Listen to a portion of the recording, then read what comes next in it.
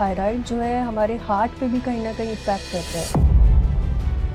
पूरी metabolism body की जो है वो थायराइड ग्लैंड ही कंट्रोल करता है, क्योंकि हमारा जो थायराइड ग्लैंड है वो हार्ट से डायरेक्टली रिलेटेड है। और किसी भी थायराइड के पेशेंट को देखे तो उसका स्लो हुआ हार्ट रेट स्लो रहता है उनका। जो हाई रिस्क पेशेंट्स है जैसा diabetes, hypertension, high cholesterol level या पेशेंट्स विद डिप्रेशन, ये पेशेंट्स का स्क्रीनिंग करना जरूरी है, बिकॉज इनवेरिएबली ये पेशेंट्स में हाइपोथायराइडिज्म होने का संभावना बहुत ज्यादा है।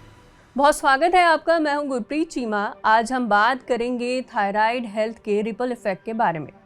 कैसे ये छोटा सा ग्लैंड आपकी पूरी बॉडी को अफेक्ट करता है।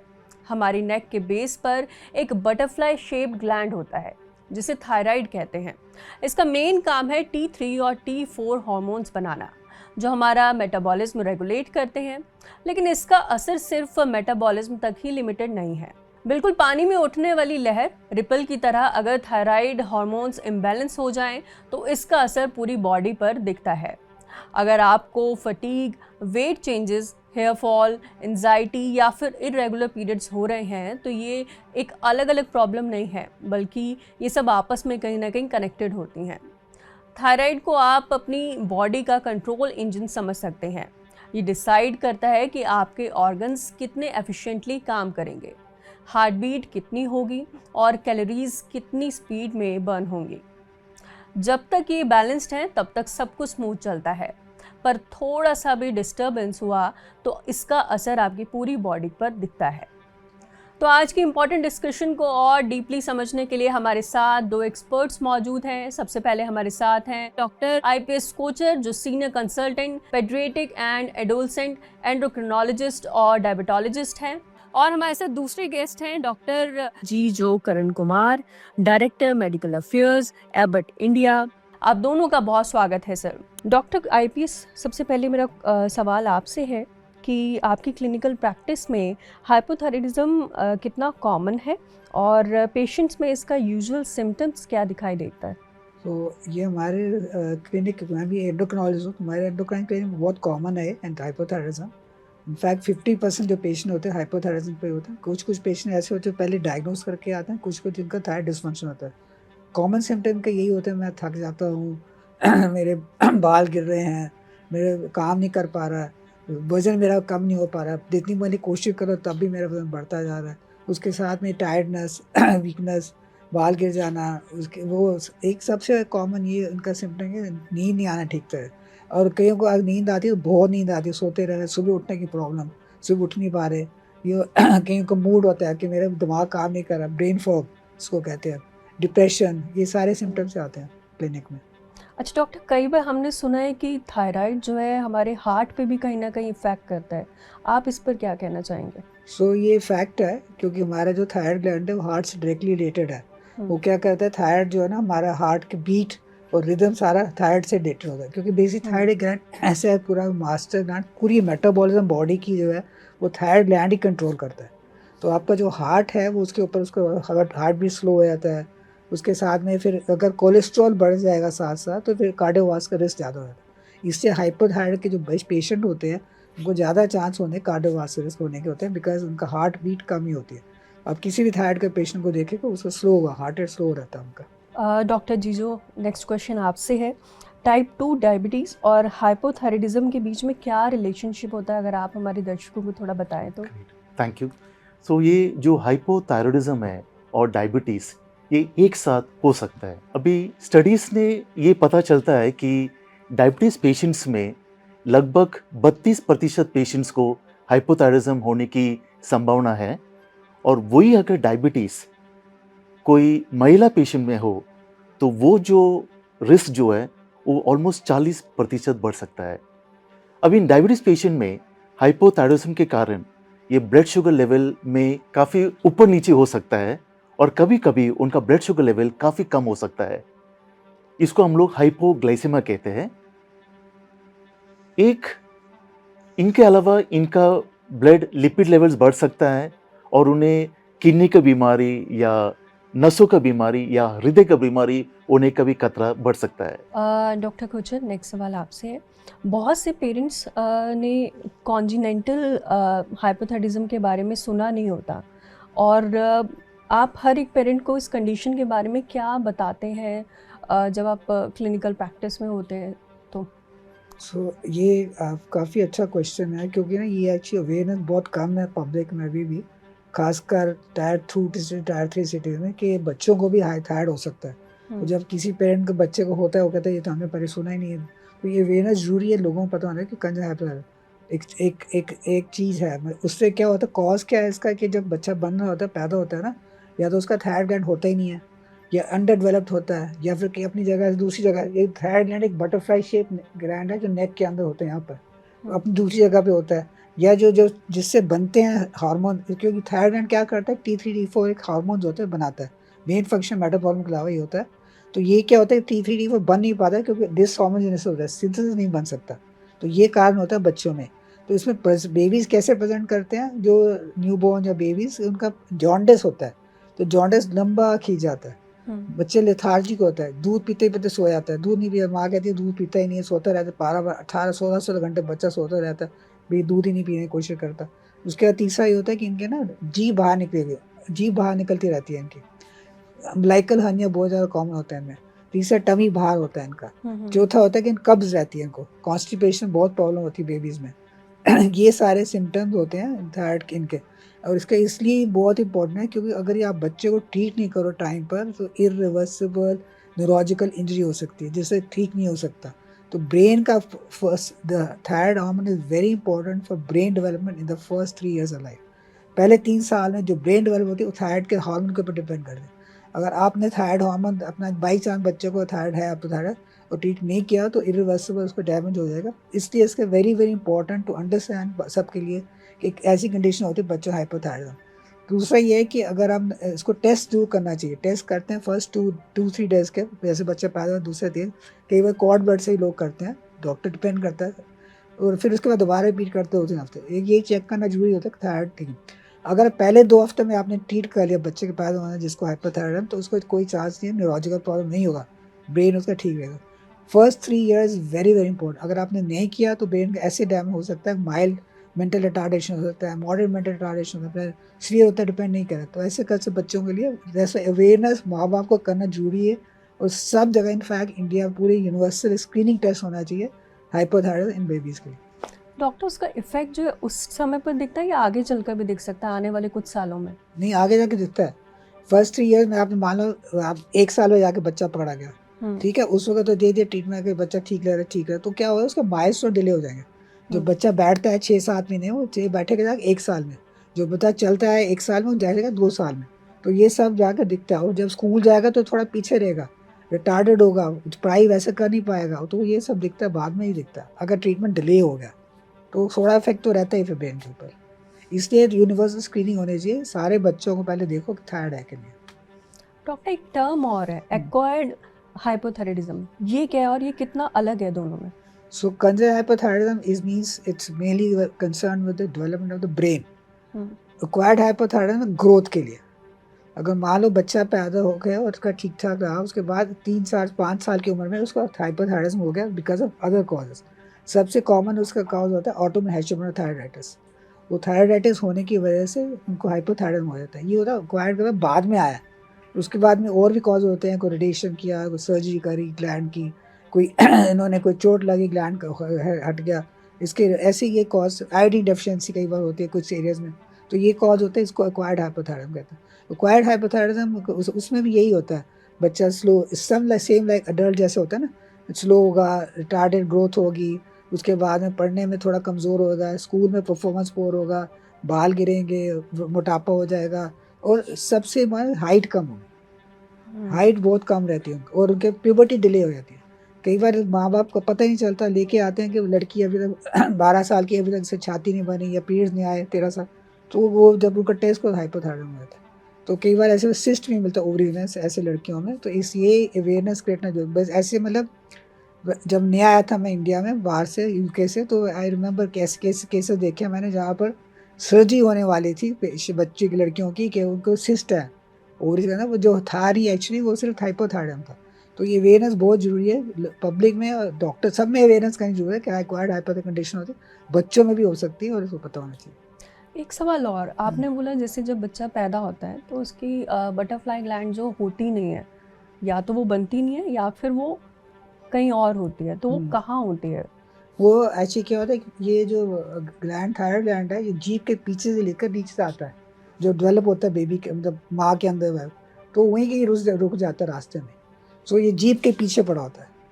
अच्छा। हाँ, तो वो जो है इसको कहते हैं एक्टोपिक थायराइड। वो जो काम नहीं कर पाता, फिर जब वो काम नहीं कर पाता तो फिर वो उसके बाद इस तरह जो बच्चे को होता है वो थोड़ा काम करता है कि नहीं काम कर पाता, तो जब बच्चा बड़ा होता है तो तब पता चलना शुरू धीरे धीरे धीरे।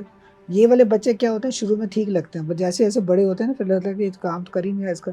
फिर जब थायराइड टेस्ट करो तो आपको पता चलता है एक TSH कोई हार्मोन होता है, टेस्ट होता है, इसको कहते हैं थायराइड स्टिमुलेटिंग हार्मोन, जो ब्रेन से निकल के आते हैं। थायराइड को कहता है थायरॉक्सिन बनाओ, थायरॉक्सिन हार्मोन बनाओ, वो बढ़ना शुरू हो जाता है। जो बढ़ना शुरू होता है तो बस उसको हाइपोथायराइड हो रहा है, तो वो एक्टोपिक थायराइड है। फिर एक और है जब बताया बनता ही नहीं है थायराइड, थायरॉक्सिन T3 T4 बन ही रहा, हार्मोन ही बन रहा, वो फिर अलग होता है। तो ये कितने साल तक ज़रूरी है कि इतने साल तक बनना चाहिए? ऐसा कुछ है इसमें? नहीं, वो तो पैदाशी बनना चाहिए ना। अच्छा, ठीक। That is one of the, तभी तो एक कॉज हो गया ना, बेबीज में एक कॉज हो कि बन ही नहीं रहा, शुरू से बनना है, जैसे पैदा हो बनना शुरू से होना चाहिए। अगर ऐसे ऐसे बेबीज कई भी ऐसे आते हैं जो 10 साल 11 साल की लड़कियां आ जाए, इतना बड़ा ग्लैंड थोड़ी स्वेलिंग होती है नेक के अंदर, उसको कहते हैं गोइटर। वो भी इसी कारण होता है कि थायराइड हाइपोथायराइड देखा नहीं गया उस टाइम थक गया, वो बड़ा बड़ा होता गया ग्लैंड। डॉक्टर, आज के समय में डिप्रेशन को लेकर बहुत ज़्यादा हर जगह चर्चा होती है। तो डिप्रेशन जैसे जो मूड सिम्टम्स हैं, क्या वो कहीं न कहीं हाइपोथायराइडिज़म का एक सिम्पटम कह सकते हैं, या उसकी वजह से लोगों को हो रहा है आजकल ज़्यादा? So I think every psychiatric clinic, every mental clinic should do a thyroid test. Why? इसका रीज़न क्या है, क्यों करना चाहिए? क्योंकि बेसिकली क्या है कि एक बहुत कॉमन है इसका थायराइड का प्रॉब्लम, और उसका प्रेजेंटेशन यही होता है, मतलब फॉगी, ब्रेन फॉगी, पढ़ने समझने, जैसे सुना होगा गवाची गाँव होती है, पता नहीं कहाँ जाना कहाँ जाना, ऐसे तरह बिहेव करते हैं लोग। उसके बाद फिर डिप्रेशन, फिर उसके बाद फोकस, लैक ऑफ फोकस नहीं कर पा रहे क्या करना है। तो ये इसलिए the mental symptom very commonly thing happen. So ये अवेयरनेस होना चाहिए कि ये yes, if you are going to mental clinic और साइड, थायराइड का टेस्ट जरूर करना चाहिए ऐसे लोगों को। अभी आपने थोड़ी देर पहले ही बताया था कि जो विमेन है उनमें मेंस्ट्रुअल साइकिल का कुछ इशू चलता है, ग्रोथ नहीं हो पाती। तो क्या मतलब ऐसे चांसेस हैं कि इसकी वीकनेस और फटीग के केसेस काफ़ी ज़्यादा बढ़ गए हैं इसकी वजह से कहीं ना कहीं? हाँ, ये बहुत, आई थिंक ये बहुत बढ़ गया वीकनेस फटीग। मतलब लोगों क्या करते हैं, एक सब कहते हैं स्ट्रेस की वजह से हो गया, स्ट्रेस बहुत ज़्यादा है इसलिए थकावट हो रहा है, आपका जो है लाइफस्टाइल ठीक नहीं है इसलिए थकावट होता है, वो सब कोलेट कर देते हैं किसी और चीज़ से। पर वो होता है थायराइड की वजह से, क्योंकि इट्स वेरी कॉमन ये हो रहा है ना कि थायराइड बढ़ रहा है। और ये इसलिए जब आपको स्ट्रेस होता है, ये होता है, आपने कहते नहीं इससे हो गया, मूड स्विंग्स हो रहे हैं किसी लड़की को या औरत को, वो कहते नहीं उसकी वजह से हो रहा है, घर में कोई प्रॉब्लम, यहाँ प्रॉब्लम, स्कूल में प्रॉब्लम, तो that's it. But this when you having persistent symptoms ऐसे आ रहे हैं, मूड स्विंग्स आ रहे हैं, फटीग आ रहा है, आपको थकावट हो रहा है, मतलब कंसंट्रेशन पोर हो रहा है, तो one should think of thyroid होने के चांस को टेस्ट करना चाहिए। Now let's come to girls with menstrual regularity. ये थायराइड की वजह से क्या होता है कि थायराइड की इरेगुलरिटीज हो सकती हैं, किसी को पीरियड्स आ नहीं रहे, किसी को 3-3 महीने के बाद पीरियड्स आ रहे हैं, किसी को आ रहे हैं तो लगातार 20-25 दिन पीरियड चले आ रहे हैं, तो ये सारे हाइपोथायराइड की वजह से हो सकता है। उसके अलावा जो है इनको जो है ना फर्टिलिटी की प्रॉब्लम होती है, but infertility is very common है, बच्चा नहीं पैदा हो रहा, बच्चा नहीं पैदा, थायराइड का टेस्ट कराया ही नहीं और बच्चा नहीं पैदा, IVF करो, ये करो, वो पहले बेसिक टेस्ट ये है। तीसरा इनका ना वो it's very common to get pregnancy problems, pregnancy outcome नहीं होते, स्टिल बर्थ हो गया, हो गया। एंड एक और कंडीशन है PCO, जिसका नाम चेंज हो गया, उसको PMS कहते हैं अब, poly endocrine metabolic ovarian syndrome.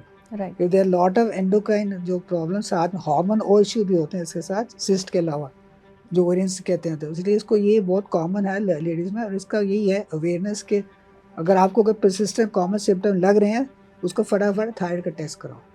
तो ऑल्सो स्पेशली गर्ल्स को जब कोई पेंस्ट्रुअल प्रॉब्लम हो रही है, कुछ अगर उनको लग रहा है फर्टिलिटी प्रॉब्लम हो रही है, तो थायराइड का टेस्ट जरूर कराओ। एंड बहुत बार पकड़ा जाता है कि थायराइड है स्टेबल।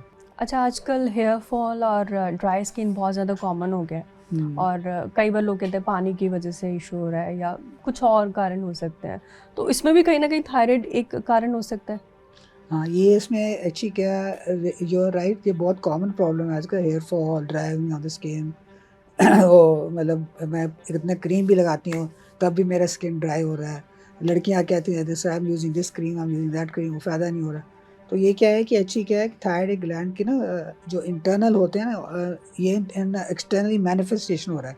तो थायराइड ग्लैंड क्या करता है, कोशिश बॉडी की रहती है उस सारे इंटरनल ऑर्गन को ठीक रखो, जो किडनी विडनी सबको ठीक हो।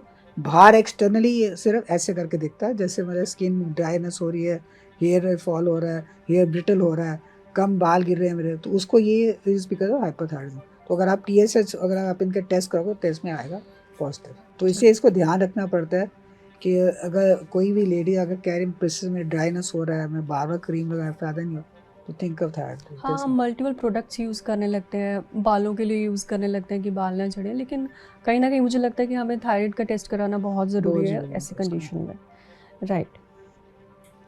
आप दोनों के लिए मेरा एक सवाल और रहेगा कि अर्ली वार्निंग साइंस क्या है अगर आपको थायराइड पहचानना हो, और क्या हमें रेगुलर स्क्रीनिंग को प्रायोरिटाइज करना चाहिए इसमें? सो मेरे कहने का ये है कि screening is very very important.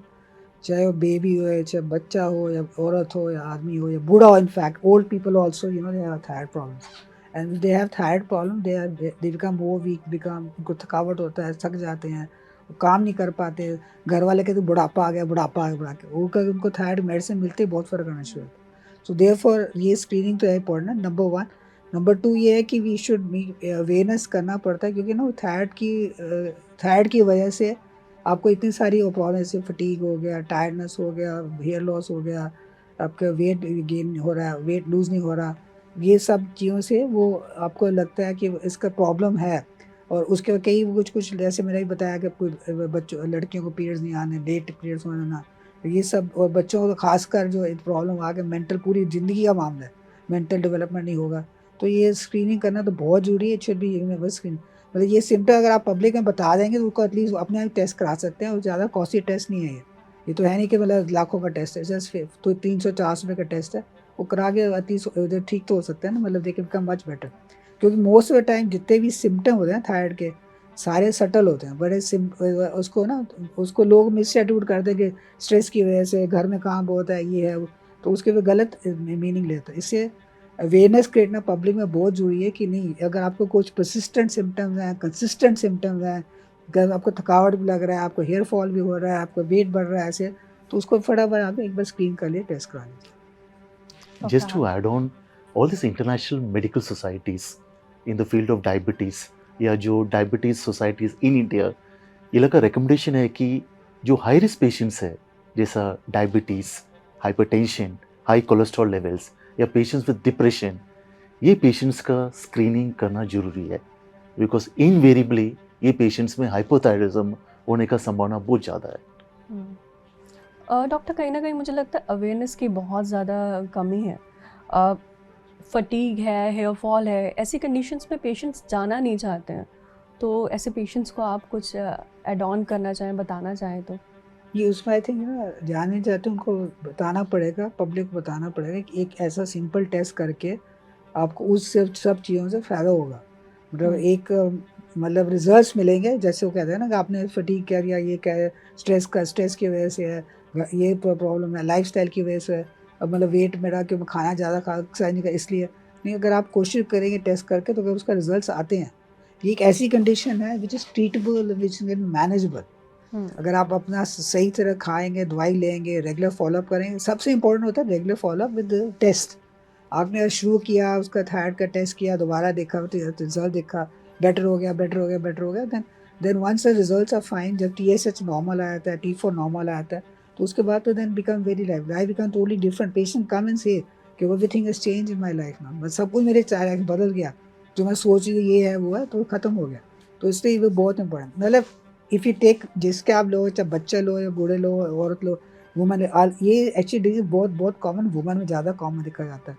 That is why they get more problem, इनरेगुलरिटीज, pregnancy में प्रॉब्लम, उनके प्रॉब्लम, और बाकी सिस्ट बनना, PCOS हो जाना, ये सारी चीज़ होती है। तो इसलिए इनको अवेयरनेस करना जरूरी है, क्योंकि it's a very simple, just 400 rupees का टेस्ट किया, उसके बाद में उनको वो दे दिया, ये दवाई दी और कंट्रोल कर लिया, ठीक हो गया मेडिकेशन के साथ, फॉलोअप करते हो, थायराइड टेस्ट करते रहो, अपना ठीक हो जाएगा। लाइफस्टाइल मेंटेन करो, उसके बाद में फिजिकल एक्सरसाइज करो, स्लीप प्रॉपर लो, ये भी सब चीज़ें मैटर करती हैं। खाना पीने का ध्यान रखो, बस दैट्स इट। सब आपकी ठीक रहता है। क्लिनिकल प्रैक्टिस में कोई ऐसा वर्स्ट कंडीशन आई हो जो आपने देखे हो? Yes, I had one in my practice condition where this was a girl of 10 years, 11 years old, and she was already having, well, उसको जो क्या उसकी छाती बन गई थी, उसको पीरियड्स आ रहे थे, और साथ में उसको क्या आ रहा था कि उसके ना ग्रोथ नहीं हो रही थी। तो ये बहुत रेयर चीज़ होती है कि जिस बच्चे लड़कियों में खासकर ना हाइट इतनी कम होनी, साथ में ये सारे मतलब पिबर्टल साइन जिसको कहते हैं, छाती आना, पीरियड्स आना, which is very rare to be seen. Thyroid एक ऐसा ग्लैंड है, कुछ भी कैसे प्रेजेंट कर सकता है, मतलब 1000 वेज है जो थायराइड प्रेजेंट कर सकता है। हाइपोथायराइडिज्म जो कर सकता है, आपको किसी को चलते चलते टायर्डनेस हो रहा है, मतलब ऐसे ऐसे पेशेंट मेरे पास आए जिनको joint pains, joint pain joint pain joint pain joint pain, कुछ बहुत नहीं। कॉमन हो गया हाँ, है। और फिर उसके बाद एक और ऐसे केस आया था जिसमें पूरी बॉडी में रैश था, उसको अर्टिकेरिया, दाने दाने दाने दाने। तो किसी ने कहा कि इसको वो हो गया, मीजल हो गया, किसी ने कहा इसको ये बीमारी हो गई है, किसी ने खसरा हो गया, ये हो गया, फान है, चिकन पॉक्स है। तो उसके बाद में फिर उनको बाद इतनी दवाई, ये दवाई, वो दवाई, ये दवाई दी। उसको हमने कहा कि इसको थायराइड तो चेक कराओ, थायराइड चेक कराओ, TSI, उसको जैसी दवाई दी वो ठीक हो गया। उसको पूरे महीने स्टीरोइड खिलाए थे, स्टीरोइड लोगों ने खिलाया कि दाना ठीक हो जाए इसके, पर उसको ये सिंपल टिप्स था। So there was lot of cases, बहुत सारे केस थे मेरे पास जो अनयूजुअल थे, और we were just diagnose with thyroid. बहुत मतलब ऐसे ही मैं बता रहा हूँ, 1000 वेज थायराइड कैन प्रेजेंट। अब ये दाने वाली किताबों में कहीं मेंशन नहीं, लिटरेचर में बस, तो but still we found it, and we when we just give medicine to this child, I think this child was 13-14 years girl थी वो माँ बाप भी हैरान हो गए, 1.5 साल से बच्चे को दिखा रहे हैं इधर उधर इधर उधर, कुछ फायदा नहीं हो रहा है। इसमें कुछ हेरिडिटी भी है या फिर? नहीं। हाँ, दिस इज ऑल्सो मिथ्स, मतलब लोगों में ये मिथ है कि माँ को है थायराइड इससे बच्चे को। मेरे पास शुरू से मैं नया आया था लंदन से, तो मेरे पास माँ बाप आपस लड़ते थे आपस में कि इसकी वजह से है, इसकी वजह से, इसकी वजह से। मैंने फिर आर्टिकल बना के पढ़ाई, लोगों को दिखाया कि नहीं, ना तेरे वजह से उसकी वजह, ये तो पैदाशी हो गया, जो अब नहीं बना थायराइड तो क्या कर सकते। तो ये नहीं, जेनेटिक नहीं है ये, ना कि माँ के ना बाकी से, जस्ट दैट ड्यूरिंग डेवलपमेंट ये प्रॉब्लम होनी शुरू होती है, तो इसलिए कोई जेनेटिक नहीं है। Very very rare to have genetic cause also, but वो होता है, बट इतना कॉमन नहीं है ऐसे लोगों में जनरल में। तो उसको जो है बेसिकली आपको ये याद रखना है कि जेनेटिक नहीं है, मतलब इस कैन ऑकर टू एनीवन। और ये नॉर्मली यही होता है कि माँ को हुआ तो बेटी का भी कराओ, इसका भी टेस्ट कराओ, उसका भी टेस्ट कराओ, ये ऐसे कोई ज़रूरी नहीं है कि एक को है घर में तो सबको ही हो जाए, किसको आगे जनरेशन हो, ऐसे नहीं है, इट्स नॉट जेनेटिक। अच्छा, सपोज आपके पास एक कंडीशन आई कि एक 20 to 21 ईयर्स ओल्ड लड़की है जिसको अब थायराइड जो है निकला है, लेकिन पहले उसको नहीं था, तो मतलब क्या चांसेस हैं कि आगे चल के हो सकता है अगर आपको पहले नहीं है, या फिर आपके जन्म के टाइम पे वो नहीं बना लेकिन आगे चल के वो बन गया? क्या है मतलब थोड़ा सा अगर आप इसमें बारे में? सो ये जो है दिस इज क्वाइट हाइपोथायराइडिज्म, जो पहला बर्दाश्त नहीं हुआ तो नहीं था, ठीक था, बच्चा ठीक चलता रहा, लड़की 20 साल तक ठीक रही है, ठीक है। अब उसको क्या हुआ, उसकी ग्लैंड के अंदर एक ऑटोइम्यून फिनोमेना हुआ जिसका कारण किसी को नहीं पता, that's why it's called autoimmune. Autoimmune thyroiditis हुआ, हैशिमोटोस थायराइडाइटिस होता है, उसका थायराइड ग्लैंड इन्फ्लेम्ड होता है, उसके बाद काम करना बंद कर देता है, ऊपर से ग्लैंड ब्रेन क्या करता है, TSH भेजता है, बना बना बना, बॉडी झेल नहीं पाई, कर कर कर, और TSH बढ़ाता रहता और फिर उसके बाद TSH बढ़ता है, T4 कम हो जाता है। So these girls will have hypothyroidism. Now, if their antibody titers are positive, कुछ एंटीबॉडीज होते हैं TPO एंड TPO और जैसे, अगर ये पॉजिटिव हैं तो इसका मतलब सारी जिंदगी दवाई चलेगी, ख़त्म नहीं होगा फिर। So they whole life they have to take, सारी जिंदगी दवाई खानी पड़ती है। This is a disease which you need to take mostly medicine. एक बार शुरू हो चाहे बच्चा हो तो सारी जिंदगी दवाई खानी पड़ती है, कभी ख़त्म नहीं होती है। मतलब एक और मिथ है इंडिया में, 4 साल बाद ठीक हो जाऊँगी ये, एंड फिर doctors give wrong this thing, wrong message to the people that ठीक हो जाएगा, ठीक हो, ऐसे नहीं होता।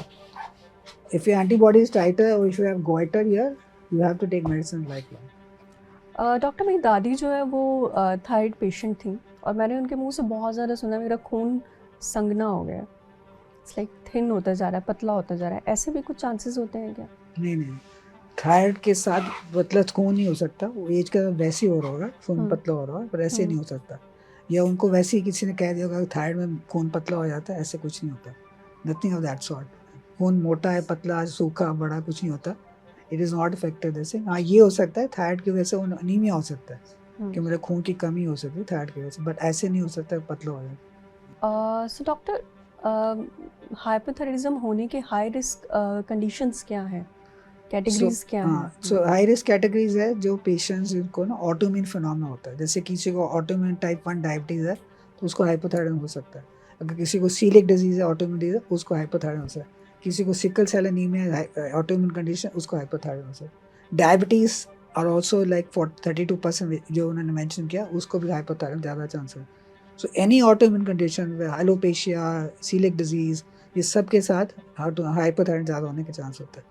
फिर एक एंडेमिक एरिया होता है जहाँ पर आयोडीन डेफिशिएंसी हो, जैसे हमारे सब हिमालयाज़ में, यूपी में कुछ एरियाज़ हैं, तो जो there they have iodine deficiency, वो जो नमक नहीं लेते प्रॉपर्ली, तो उसके उनको भी हो सकता है। ये this is another condition way you can have high risk is there. And another high risk is in pregnancy. Why? Now, pregnancy is a condition which causes autoimmune phenomena and causes damage to the thyroid. आपने सुना होगा recently कि मतलब इस वक्त मतलब like 40 to 50% of the ladies who get pregnant, they always come कि मेरे को थायराइड हो गया, मेरे को थायराइड हो गया, मेरे को थायराइड हो गया।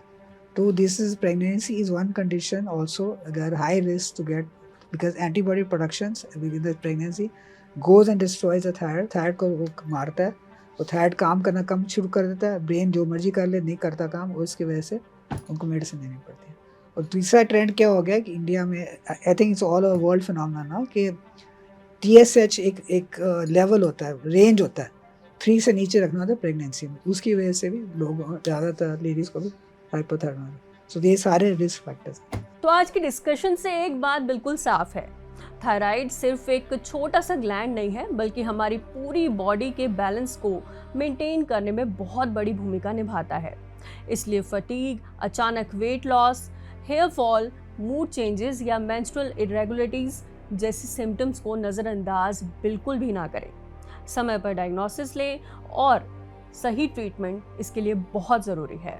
तो इस मैसेज के साथ अपने दोनों एक्सपर्ट्स डॉक्टर IPS कोचर और डॉक्टर जीजो करण कुमार का दिल से धन्यवाद करते हैं कि उन्होंने इतनी इम्पोर्टेंट जानकारी हमारे साथ साझा की। मैं हूं गुरप्रीत चीमा और आप स्वस्थ रहिए और अपने सेहत का बहुत ख्याल रखिए।